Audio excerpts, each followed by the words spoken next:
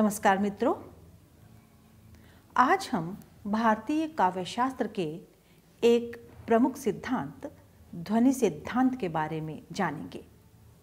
हम ये जानेंगे कि भारतीय काव्यशास्त्र में ध्वनि सिद्धांत अपना क्या स्थान रखता है और इस सिद्धांत ने किन नए तथ्यों या तत्वों को काव्यशास्त्र में जोड़ा।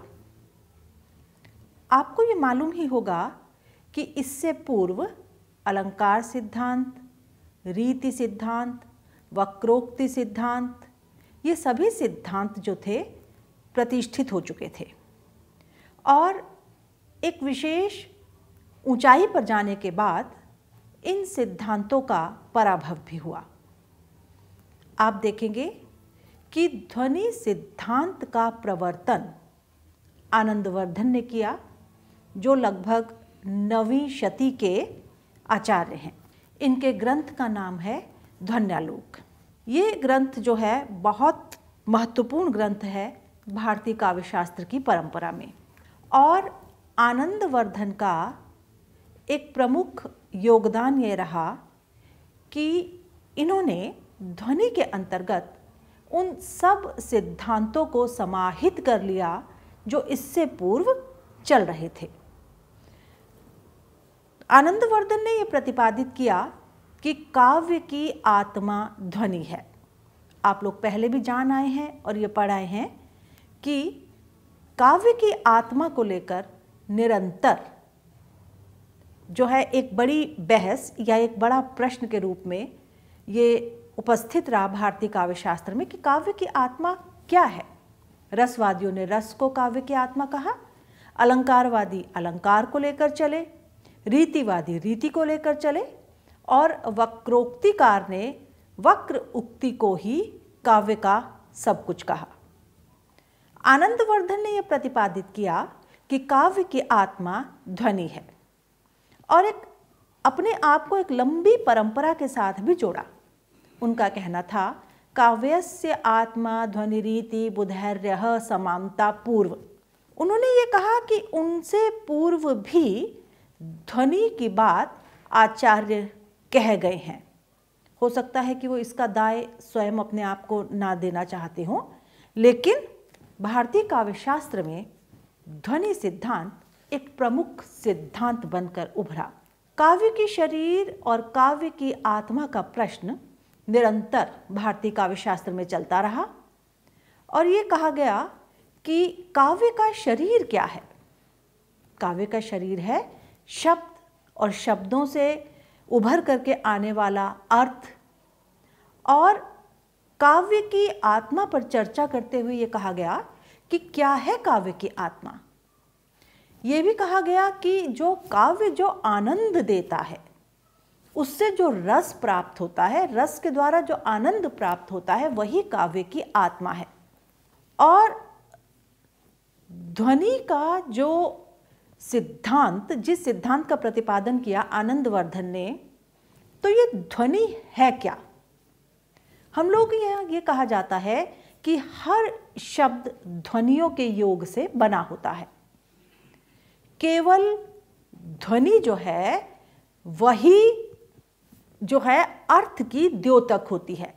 शब्द तो उच्चरित होता है और उच्चरित होने के बाद वो शब्द समाप्त हो जाता है, लेकिन जब तक वो अर्थ मन मस्तिष्क में आकर खुलता है, तो कैसे खुलता है?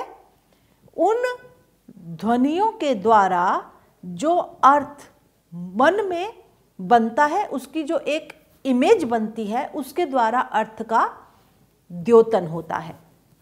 वैयाकरणों ने ध्वनि को स्फोट के रूप में कहा। उन्होंने कहा कि शब्दों के द्वारा जो स्फोट होता है, वह स्फोट ही उसके अर्थ को निर्धारित करता है। तो शब्दों में निहित अर्थ से भी कहीं कुछ और अर्थ है जो स्फोट के रूप में हमें प्राप्त होता है, वही ध्वनि है। उच्चरित शब्द जो होते हैं उसमें क्या होता है कि एक शब्द के बाद हम दूसरे शब्द को उच्चरित करते हैं, दूसरे के बाद तीसरे को, और इसी क्रम में जो है एक शब्द का निर्माण होता है और हम सुनते हैं। लेकिन ये जो वर्णों की जो ध्वनियाँ हैं, ये 2 क्षण रहकर समाप्त हो जाती हैं, विनष्ट हो जाती हैं। लेकिन उन ध्वनियों के द्वारा जो अर्थ निकलता है वो हमारे मन में संस्कार के रूप में रह जाता है और वही अर्थ होता है। जरूरी नहीं है कि किसी एक शब्द का एक ही अर्थ हो। कभी कभी शब्दों के एक से अधिक भी अर्थ होते हैं। लक्षणा, व्यंजना और उससे भी पहले अभिधा, अभिधा, लक्षणा, व्यंजना, 3 तरह के अर्थों के बारे में या शब्द शक्तियों के बारे में कुछ हद तक हम लोग जानते हैं। और आप लोग देखेंगे कि ध्वनि सिद्धांत भी व्यंजना और व्यंजक शब्द की निरंतर बात करता है। पृष्ठभूमि के रूप में हम लोगों ने देखा कि व्याकरणिकों ने स्फोट का जो है वो व्यापक प्रभाव स्वीकार किया। उनका क्या कहना था कि अर्थ स्फुटित होता है। ठीक ऐसे ही जैसे आतिशबाजी करते हुए पटाखे में आग लगाई जाती है और कुछ क्षण बाद विस्फोट होता है, तो अर्थ का भी उसी भांति स्फोट होता है। इससे पहले भामह, दंडी, उद्भट आदि के काव्यों में अप्रत्यक्ष रूप से कुछ अलंकारों में व्यंजना का संकेत हमें मिलता है। संभवतः ऐसे संकेत ही शनै शनै विकसित होकर या धीरे धीरे बढ़ते हुए आनंदवर्धन के समय तक ध्वनि सिद्धांत के रूप में प्रस्फुटित हुए। तो हम क्या देख रहे हैं कि ध्वनि का एक प्रयोग व्याकरणिकों ने किया, जिसमें उन्होंने ध्वनि को स्फोट कहा, और दूसरे रूप में व्यंजना शब्द शक्ति के रूप में, व्यंजित अलंकारों के रूप में जो था, कहीं ना कहीं एक पृष्ठभूमि थी ध्वनि सिद्धांत की जो हमारे पास विद्यमान थी। आनंदवर्धन ने अलंकारवादी आचार्यों के अलंकारों में व्यंजना को आधार बनाकर व्यंजित को ध्वनि सिद्धांत की आधारभूत शक्ति के रूप में स्वीकार किया। पहले वो कह भी आए कि इससे पूर्व भी कहीं ना कहीं ध्वनि जो थी वो विद्यमान थी। अब ये जो ध्वनि शब्द है, इसके अनेक आयाम ध्वनि सिद्धांत में हमें देखने को मिले।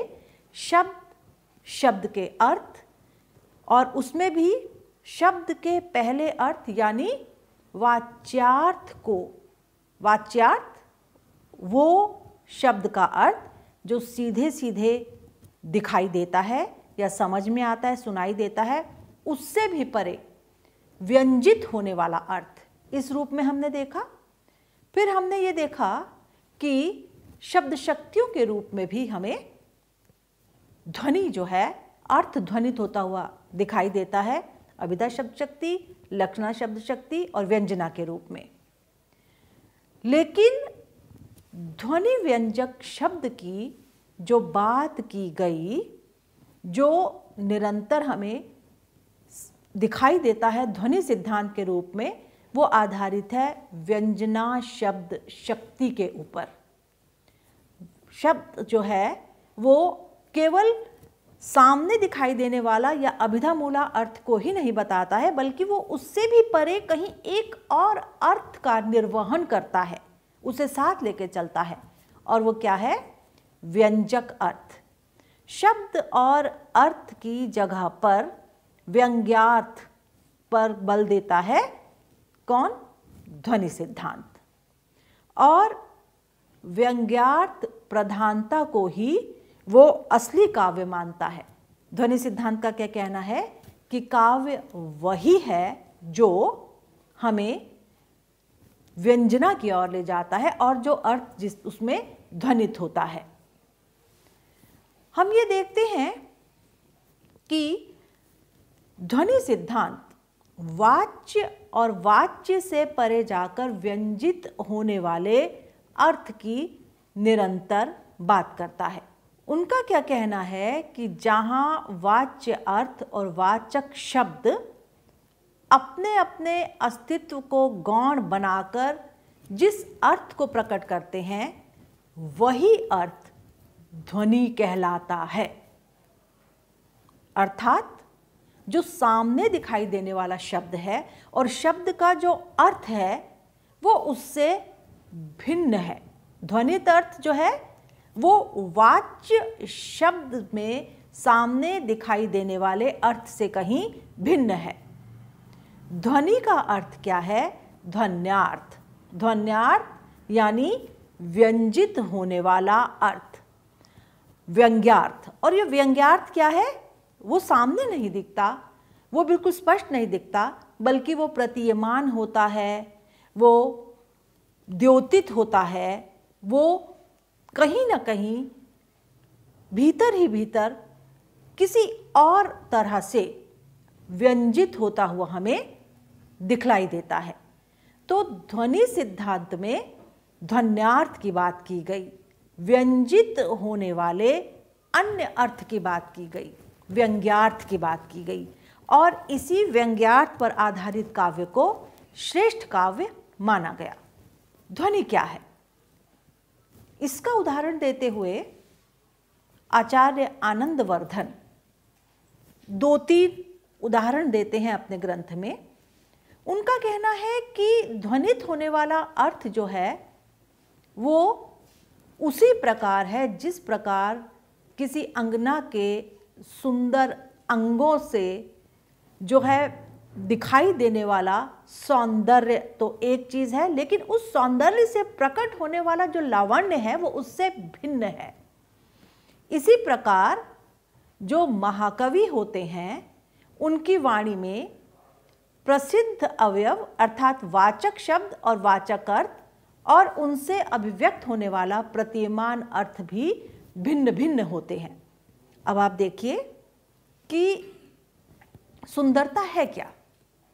किसी सुंदर अंगना का उदाहरण देते हुए वो कहते हैं कि उसका हो सकता है आंखें बहुत सुंदर हो सकता है नाक बहुत सुंदर हो, लेकिन समस्त अवयवों के समायोजन से जो एक लावण्य होता है वही लावण्य उस सौंदर्य का पूरी तरह से प्रतिपादक है या वही उस सौंदर्य का आधार है। तो जैसे सौंदर्य का आधार लावण्य है, वैसे ही ध्वनित होने वाला जो अर्थ है वो व्यंजक है, जो सामने नहीं दिखता है, जो उस तरह से नहीं पता चलता है।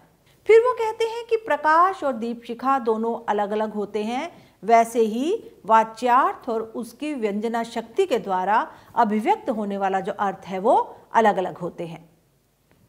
वो फिर एक अन्य उदाहरण देते हैं कि जो ध्वन्यार्थ है वो सुंदरियों की लज्जा की भांति एक आंतरिक और विभिन्न तत्व है, यानी जो सामने दिखाई दे रहा है अर्थ, जो शब्द अर्थ को द्योतित कर रहा है, उससे कहीं परे जाकर के जो है ध्वनित होने वाला अर्थ ही वास्तविक अर्थ है। उन्होंने कहा कि ध्वनि जो है वो शब्दार्थ से भिन्न तत्व है। ध्वनि लावण्य, लज्जा आदि के समान एक आंतरिक तत्व है।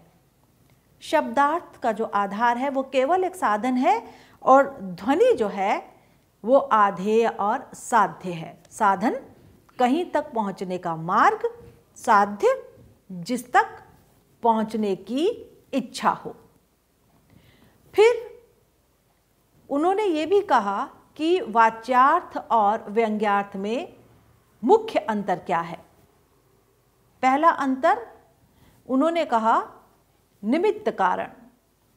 वाच्यार्थ जो है वो केवल एक ही जने को अर्थ को बताता है, जबकि जो व्यंग्यार्थ है वो अनेकशः अर्थ को बताता है।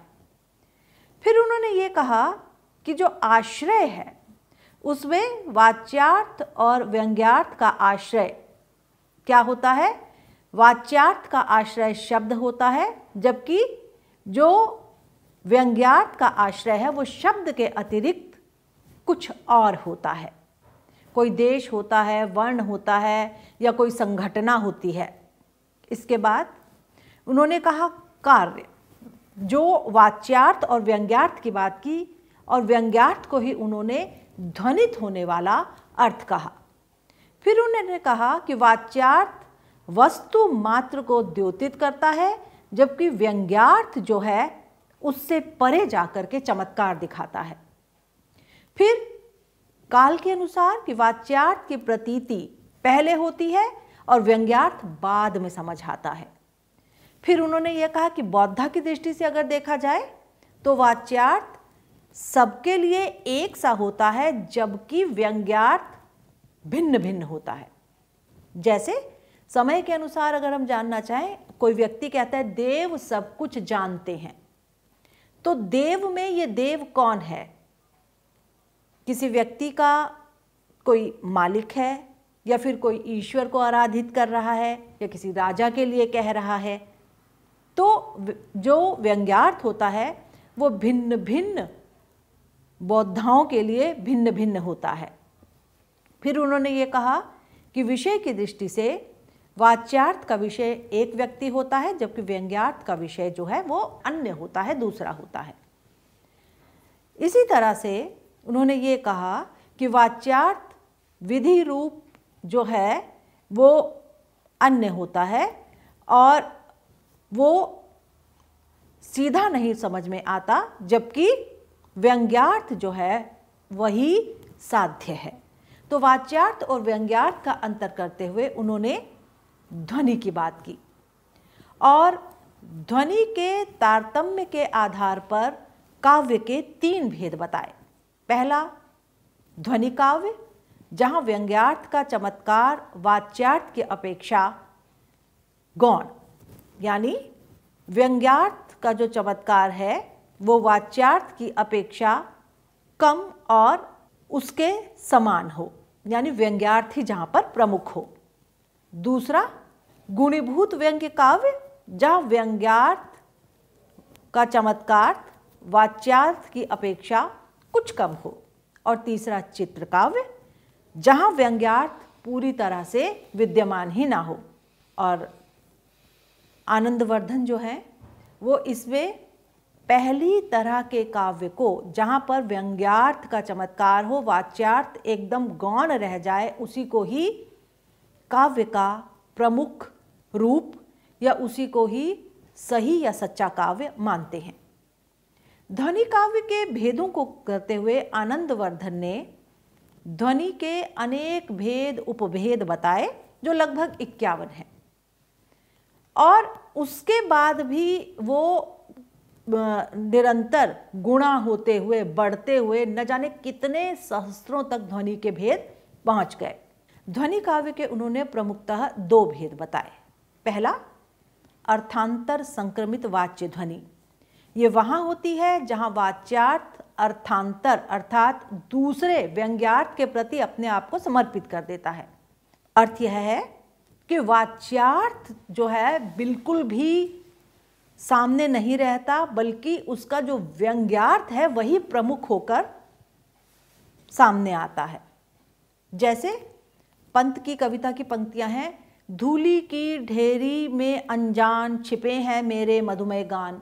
अब यहाँ जो धूली की ढेरी है ये धूल का ढेर नहीं है, बल्कि पंत जी का ये कहना है कि जो दलित हैं, जो हीन लोग हैं, जो सब ओर से सर्वहारा लोग हैं, उन्हीं लोगों के दुखों को, दर्दों को मैं अपने मधुमेह गीतों के माध्यम से प्रकट करता हूँ। तो धूली की ढेरी जो है, ये जो वाच्यार्थ है, ये अपने आप को समर्पित कर देता है निर्धन, दलित, गरीब व्यक्ति को बताने के लिए।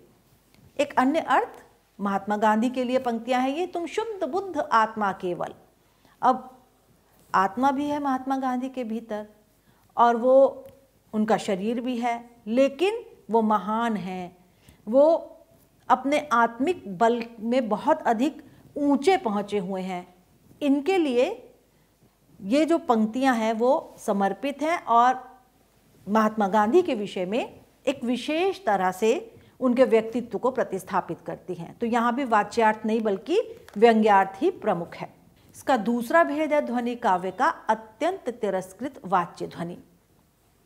यहाँ पर भी आप देखेंगे कि जहाँ पर वाच्यार्थ व्यंग्यार्थ के द्योतक करने में क्या होता है कि वाच्यार्थ जो है वो अत्यंत तिरस्कृत हो जाता है, वाच्यार्थ की कोई महत्ता रह ही नहीं जाती। जैसे जयशंकर प्रसाद की पंक्तियां हैं, नीलोत्पल के बीच समाये मोती से आंसू की बूंद, हृदय सुधानिधि से निकले हो तब न तुम्हें पहचान सके। यहाँ पर नीलोत्पल का अर्थ है आंखें। नीलोत्पल का अर्थ वैसे क्या होता है? कमल, लेकिन कमल के भीतर समाये हुए ओस की बूंद की तरह आंसू। तो नीलोत्पल जो है यहाँ पर कमल के अर्थ को बिल्कुल तिरस्कृत कर देता है और सिर्फ आंखों के अर्थ में ही व्यंजित या व्यंजना होती है कवि की कही हुई बात। दूसरी ओर एक अन्य पंत जी की पंक्ति है, सरल आंखों का नीला आकाश खो गया मेरा खग अनजान। अब इसमें ये जो खग है ये चंचल मन है, जैसे पक्षी उड़ता है लेकिन आकाश में जाकर बहुत एक छोटे बिंदु की तरह दिखाई देता है, उसी तरह से सरल आंखों में मन का खो जाना, यही व्यंजना जो है यहाँ पर प्रमुख रूप से दिखाई देती है। इसका एक अन्य भेद है वस्तु ध्वनि। वस्तु ध्वनि कहाँ होती है? जहाँ पर अभिधा मूला ध्वनि, जहाँ पर व्यंग्यार्थ किसी वस्तु, तथ्य, विचार, प्रकरण, भाव आदि पर आधारित होता है, वहाँ पर होती है वस्तु ध्वनि। वस्तु का अर्थ क्या है? तत्व, विचार, कोई प्रकरण, भाव इत्यादि। निराला की प्रसिद्ध पंक्तियां हैं, वह इष्ट देव के मंदिर की पूजा सी, वह दीप शिखा सी, शांत भाव में लीन, वह क्रूर काल तांडव की स्मृति रेखा सी, वह टूटे तरु की छुटी लता सी दीन, दलित भारत की ही विधवा है। तो यहाँ पर आप देखेंगे कि जिन उपमानों का कवि ने प्रयोग किया है, जैसे दीप शिखा और काल के तांडव की छूटी लता, इसके द्वारा आप देखेंगे कि दलित भारत की जो विधवा है उसके बारे में, उसकी पवित्रता, उसकी तेजस्विता, उसकी दयनीय अवस्था, यही सब प्रमुखता से द्योतित होता है और जो वाच्यार्थ है वो कहीं पीछे रह जाता है। ये जो वस्तु है, यहाँ पवित्रता आदि जो वस्तु है वही व्यंजित होती है और इसीलिए यहाँ पर आप देखेंगे कि वस्तु ध्वनि जो है हमें दिखाई देती है। इसी का ही एक और भेद है अलंकार ध्वनि। जहाँ व्यंग्यार्थ किसी अलंकार के रूप में प्रतीत होता है वहाँ पर अलंकार ध्वनि होती है। और आप देखेंगे कि अनेक अलंकारों में हमें इस अलंकार ध्वनि के निदर्शन होते हैं, दिखाई देते हैं। जैसे दियो अरग नीचे चलो, संकट भाने जाई, सुचती है और सबे ससी ही बिलो के आई। इसमें क्या है? इनमें कि चंद्रमा को देखकर सब कहती हैं कि संकट कटा, चलो अर्घ दे देते हैं। लेकिन प्रमुख यहाँ पर क्या है? यहाँ पर प्रमुख है कि नायिका के मुख पर चंद्रमा का आरोप किया गया है और उसे समानवाची के रूप में बताया है, चंद्रमा से भी बढ़ के बताया है। और इसी के द्वारा जो व्यंजित होता है वो अर्थ क्या है कि नायिका जो है वो अत्यंत सुंदर है। एक अन्य भेद है इसका रस ध्वनि। रस ध्वनि क्या है? जहां पर रस ध्वनित होता है। याद रहे कि रसवादी आचार्यों ने रस को काव्य की आत्मा कहा था, लेकिन आनंदवर्धन ध्वनि के ही भेदों के रूप में रस को ध्वनित होता हुआ कहते हैं। उन्होंने ध्वनि के ही एक भेद और एक प्रमुख भेद में रस को समाहित कर लिया। और आप देखेंगे कि भाव भेद से इसके 8 भेद हैं। रस, भाव, रसाभाव, भावाभास, भावोदय, भाव संधि, भाव शांति और भाव शबलता। रस के बारे में आप सब लोग जानते हैं कि जहाँ विभाव, अनुभाव, संचारी भावों के संयोग से व्यंग्यार्थ व्यंजित हो वहाँ पर रस ध्वनि होता है। जैसे राम को रूप निहारती जानकी कंगन के नक्की पर छाही, याते सबई सुधी भूल गई करटे की रही पलटारत नाही। यानी राम के रूप को निहारते हुए जानकी कंगन के नग में सुध-बुध अपने भूल गई और अपने हाथ को उन्होंने टेके रखा और पलक झपकना भी वो भूल गई। तो यहाँ पर श्रृंगार रस जो है वो ध्वनित होता है। ध्वनि काव्य का दूसरा भेद है गुणीभूत व्यंग्य काव्य और इसके अंतर्गत 8 भेद आनंदवर्धन ने गिनवाए। पहला अगूढ़ व्यंग्य, जहाँ व्यंग्यार्थ अधिक गूढ़ ना हो, जैसे पुत्रवती युवती जग सोई राम भक्त सुत जाकर होई। यहाँ पर वाच्यार्थ क्या है कि जो जिसका पुत्र राम भक्त है वही जो स्त्री है पुत्रवती है, अर्थात वही माताएं प्रशंसनीय है। व्यंग्यार्थ ये है जिनके पुत्र राम भक्त हैं। तो ये व्यंग्य जो है वाच्यार्थ के समान अगूढ़ है। फिर अपरांग व्यंग्य, जहाँ एक व्यंग्य किसी दूसरे व्यंग्य का अंग बनकर उभरता है या ध्वनि के भेद में से किसी दूसरे का अथवा वाच्यार्थ का अंग बनकर उसका उत्कर्ष करता है। जैसे सपनों है संसार यह रहस जाने न कोय, मिली पिय मनमानी कराऊं काल कहाँ द्यो होए। यहाँ पर जो पहला वाला जो अंश है इस दोहे का वो शांत रस वाला है और दूसरा वाला जो दोहा है वो श्रृंगार की ओर इंगित करता है। लेकिन आप देखेंगे कि शांत रस जो है अंग बनकर आया है वो अंगी यानी श्रृंगार रस की अपेक्षा अधिक चमत्कारपूर्ण हो गया है।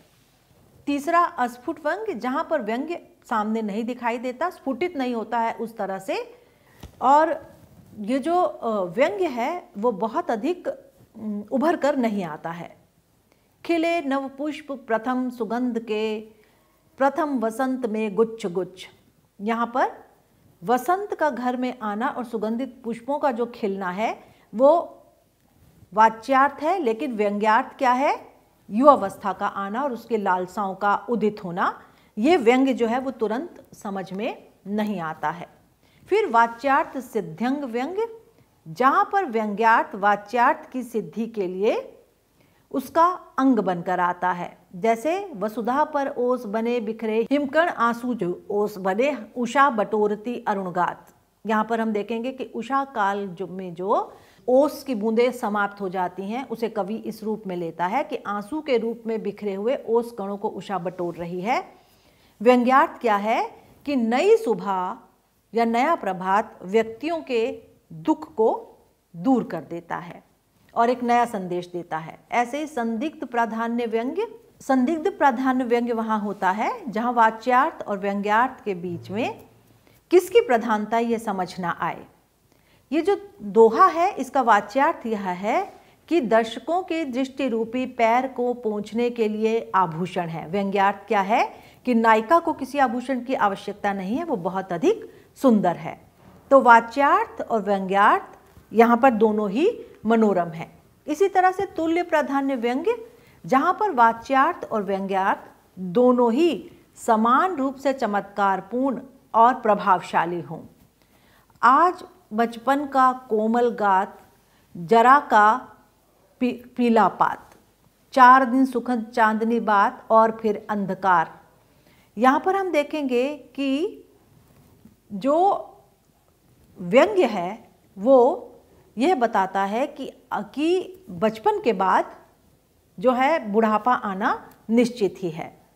तो इस तरह से हम देखते हैं कि तुल्य प्रधान व्यंग्य में वाच्यार्थ और व्यंग्यार्थ दोनों ही समान रूप से प्रभावशाली होते हैं।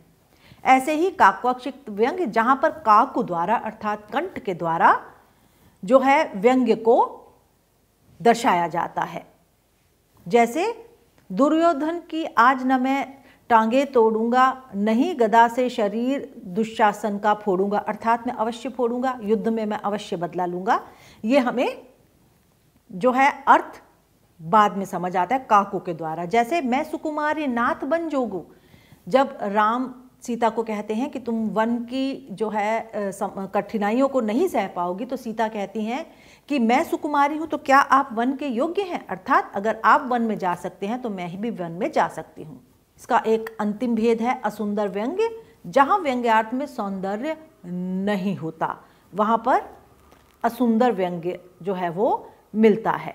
जो आनंदवर्धन ने अंतिम भेद किया ध्वनि काव्य का वो था चित्र काव्य, जहाँ पर व्यंग्यार्थ, शब्दालंकार या अर्थालंकार या गुणों की चर्चा व्यंजकता के कारण अस्फुट बनकर रह जाए और इनमें से किसी एक के चमत्कार के आधिक्य के कारण दबकर रह जाए, वहाँ पर क्या होता है? चित्र काव्य। इसका उदाहरण केशव की पंचवटी का भी दिया जाता है कि जहाँ पर केशव पंचवटी का वर्णन करते हैं तो बजाय इसके कि प्रकृति का या मनोरम सौंदर्य का वर्णन करें, केशव अनुप्रास की झड़ी लगा देते हैं। तो इस तरह से आप देखेंगे कि आनंदवर्धन अपने ध्वनि सिद्धांत में जिस ध्वनि का प्रतिपादन करते हैं उसका आरंभ व्याकरणों से होता है। व्याकरण में ध्वनि का शब्द मिलता है, शब्द और शब्द के स्फोट पर उनका पूरा का पूरा ये सिद्धांत आधारित है और वह व्यंजित होने वाले अर्थ के द्वारा ही काव्य को श्रेष्ठ बताते हैं और ध्वनि जो ध्वनित होता है उसको ही काव्य का मूल मानते हैं।